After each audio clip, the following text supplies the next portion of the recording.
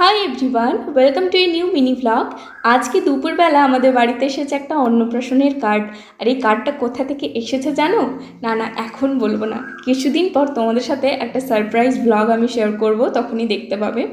আর এখন আমাদের এখানে চলছে 24 প্রহর অখণ্ড হরিনাম সংকীর্তন। তো সন্ধ্যাবেলায় আমি আর মা রেডি হয়ে ওখানেই গেছিলাম।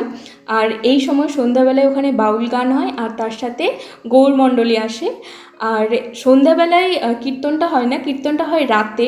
আর রাতে কেউ আসতে চায় না সেরকম বাড়ি থেকে, সেজন্য আমারও আসা হয় না। নাহলে আমার কিন্তু এই 24 প্রহর কীর্তন শুনতে খুব ভালো লাগে।